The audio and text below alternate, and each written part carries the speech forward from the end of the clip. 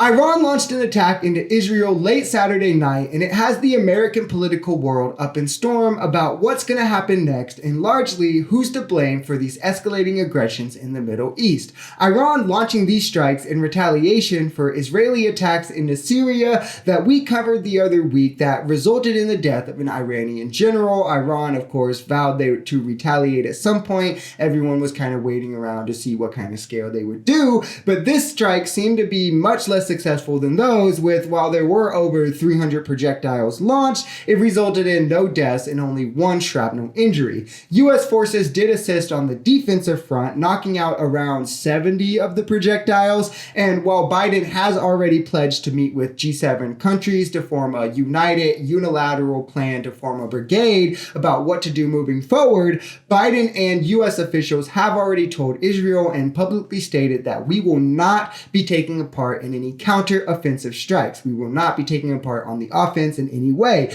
but we will be staying true to enabling the Iron Dome defense in Israel, which of course has caused an uproar among Republicans who are just hawks like they have to be. So quickly, let's break to jump to a Biden official addressing exactly this. Additional 500 sanctions, additional resources in the region. And let's take a look at that ballistic missile. Okay, so they launched more than 100 ballistic missiles. And how many got through? And the reason it didn't get through is because President Biden made sure that we pre-positioned forces in the region to help Israel shoot them down.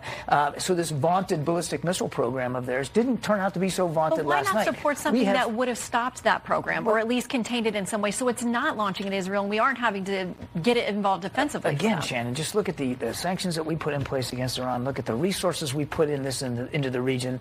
It's hard to take a look at what President Biden has done and say that we've somehow gone soft on Iran. It was the previous administration that decided to get us out of the Iran deal, and now Iran is so much dramatically closer to a potential nuclear weapon capability than they were before Mr. Trump was elected. Before we get deeper into the specifics of that clip, just to further highlight how Republicans want Biden to respond, Ohio Republican Mike Turner said we need to respond immediately. This would probably instantly escalate the conflict into a greater war scenario, and Trump's national security advisor from when he was president said that if Israel retaliates on the counteroffensive, we have to join in with them. So they, of course, just want Biden to be more bloodthirsty and lead us further into war and make this definitely a thing that's going to happen. And from there, it just becomes the blame game. Trump pulled us out of the Iran nuclear deal. This heightened tensions in the region, and it took our eyes out of there as well, as we could do surveillance and stuff around and kind of have the more of a no.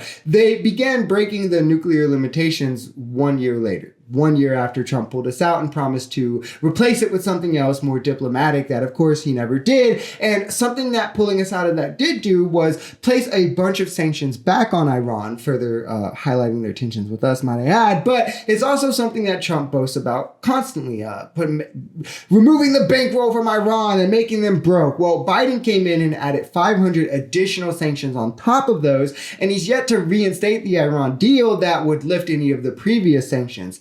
And what Republicans like to point to when they're like, oh, Biden is funding Iran and is how he did agree for $6 billion of Iranian assets to be unfrozen and placed in restrictive accounts used for solely humanitarian aid in exchange for American hostages back from Iran. Something you would think both parties would support, something they're calling for him to do with Hamas right now and saying, oh, do whatever it takes. But, anything that makes a talking point. Truly, Iran became a problem. I mean, they've been a problem for decades, for years, forever, right? But they became a massive problem again under Trump, and it's been getting worse ever since then. Trump wants to pretend that he did everything right and they still indicted him. No, I'm kidding. No, he wants to pretend that he had everything under control, especially the whole no wars thing, but that's really a gross misrepresentation.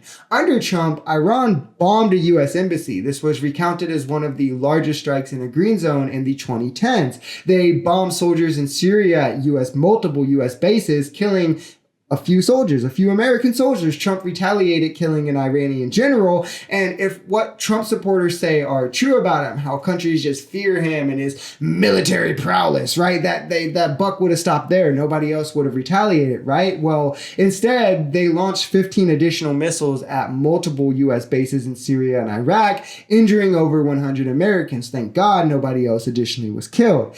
Despite how politicized these attacks are being made and foreign policy at large is being made, the important thing to note is going forward, Israel is planning to retaliate in some way, though they're kind of talking about tone, scale, how to do it, from their statements at least, though their war cabinet has met and was unable to come to a decision on if they were going to do anything or what they would do if that was going to happen. It would be without U.S. backing, and without U.S. backing, that makes it a lot less large in scale in terms of what they would have the ability to do. And again, it keeps it from kind of boiling over to a greater global conflict. That's why I believe not joining them on the offensive is always the right move. Keep the Iron Dome defense, but do not start a war. There's no reason to be bloodthirsty. Israel and Iran, they go at each other constantly, right? Sometimes it boils over to where we lightly have to be involved. I mean, the truth is, foreign politics are hard. There are always going to be a lot of history and nuance involved in understanding them, especially in that region. There's probably no snap your fingers and solve it immediately type answer between Jewish and Islamic nations. But trying to politicize these things that take this sort of level of nuance to understand, it's never the right answer, right? Iran attacked Israel in response to Israel attacking them.